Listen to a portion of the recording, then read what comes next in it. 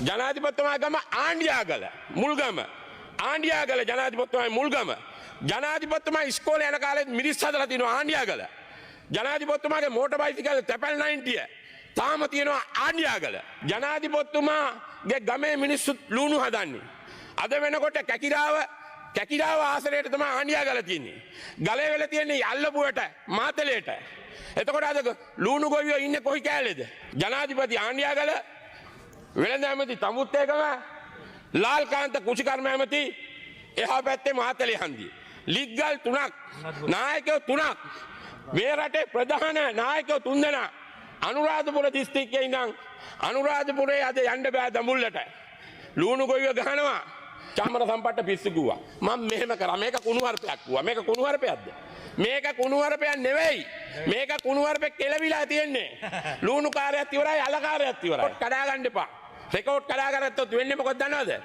අර අපේ දිස්ත්‍රික්කේ නිමල් සිරිපාල හැමදාම රෙකෝඩ් ගහලා තිබ්බා මතකනේ අන්න ගෙදර 19 චාමර එල්ලුණා මේවා මේ කියන්නේ මොකද මේ ඉන්නේ හොඳ රෙකෝඩ් කාරෙක් ඔය ඉන්නේ කළුතර රෙකෝඩ් කාරෙක් වරාය ඇමති හිටපු මොකද්ද නොකර ඇමතිකම අන්තිමට 10යි තව 100ක් එළුණා නම් එයත් ඉවරයි ඒක හින්දා ඒකේ අනිත් එක එහොව් තව 100ක් ඉවරයි මට 4000ක් එළුණා නම් 4000ක් එළුණා නම් ආයි නිමල් ඇමතුමා ඉස්සරහා වාඩි වෙනවා එහෙනම් රවි පිටිපස්සට යනවා ඕක තමයි ඇත්ත කතාව ඇත්තයි ඇත්තනේ කලින් වාහන සංදර්ශනයක් දැම්මා වාහන ගොඩක් අරගෙන ගෝල් ෆෙස් එකේ දාලා ඒ වාහන වලට මොනවා වුණාද දන්නේ නැහැ දැන් ඕගොල්ලෝ තොරෙන් පාවිච්චි කරනවා මේ සෙක්‍රටරිලා තොරෙන් පාවිච්චි කරනවා ඊට පස්සේ ලිස්ට් එකක් දැම්මා ඊට පස්සේ දිගට මාස් දෙකක් ඇද්දා ඒකේ ඊට පස්සේ තව ඔබතුමා ලිස්ට් කැප්ටන් තවදයි ඊට පස්සේ දැම්මා පාස්කෝ එක ගෙනාවා පාස්කෝ එක බාර් පර්මිට් ලිස්ට් එකක් ගෙනාවා ඊට පස්සේ බටලන්ද ගෙනාවා බටලන්ද ගෙනාවා රනිල් වික්‍රමසිංහට බැලලා නැත්නම් මල්ලි රනිල් වික්‍රමසිංහ නැති කරලා මාසෙන් රිවර්ස් කරගත්තා අය දැන් බටලන්දක් නැහැ ඉතින් රිලව් ගෙනාවා රිලව් ටික ගණන් කරා ඔක්කොමලා රිලව් ටික ගණන් කරලා මොනරු ගණන් කරලා හැබැයි කියන්න අපරාධ කියන්න බෑ හොඳ විනෝදෙකුත් අප වෙනවා රිලව් ඔය කියන්නේ රිලව් තාම ඉන්නවා කියලා මාව පෙන්නනවා විමල් රත්න මහත්තයා කන්නාඩියෙන් බැලුවොත් කවුද රිලව් කියලා හොයා ගන්න පුළුවන් ඊට පස්සේ හිරේ දාන එක පටන් ගත්තා දිගටම දාලා රනිල් වික්‍රමසිංහට ගහලා එතනින් යන ගත්තා. මොකද අපිට සමහර කතා කිව්වම ඉනාත් වෙනවා. වාහන විකුණනක් ගැන කතා කරනවා වාහන ගෙනල්ලා එකලස් කරලා නඩු තියන අය. වාහන විකුණුවේ නැහැ කියලා කතා කරනවා.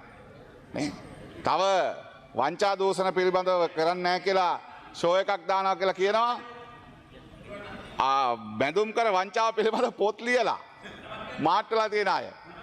ඒ නිසා මේ කතාව මම මේ අයවැයට බැලන්ස් කරන්න ආගෙන ඉන්නෝ ආගෙන නම කියයි අපේ ඇමතුමා නම කියන හවස අප කාගෙන්ද ඔය තියන්නේ ඔබතුමා මේක බාධා කරනවා නම් ඔබතුමා එළියට යවන්න වෙනවා සිද්ධිය කියනකොට කට්ටිය මාට්ටු වෙනවා ඒ නිසා මේ අපි 2026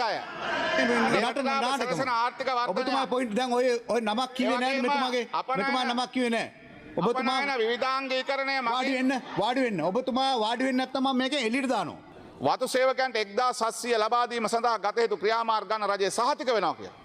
ජනාධිපතිතුමන් වැවිලි කර්මාන්ත ඇමතුමන් කම්කරු ඇමතුමන් සියලු දෙනා ඒකාබද්ධව වතු හිමියන් ගෙනලා සාකච්ඡා කරා.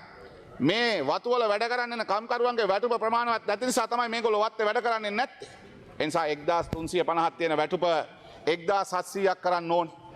ඒ සඳහා රජයේ පැත්තෙන් යෝජනාවක් කරා. අපිත් දෙනවා රුපියල් 200ක් දෛනික වැඩ කරන්න යන සේවකයෙකුට. ඔයගොල්ලොත් තව රුපියල් 200ක් දාන්න. අන්න හාම්පුතුත් එකඟ වුණා. මොකද්ද කරේ? හාම්පුතු එකඟ වුණා. වතු සේවකයාගේ වැටුප 1350 ඉඳන් 200ක් වැඩි කරලා මූලික වැටුප 1550. හොස්ටල්ලා දාන්නේ නැහැ ඉන්නවා භූතයෝ 4 දෙනෙක් ඉඳගෙන. ගරු කතානායකතුමා තව විනාඩි 2ක් කාලය තිබෙනවා. බොහොම පොඩි කාඩයන් ලැබුණේ. ගරු මුලස්වරණ මන්ත්‍රීතුමනි.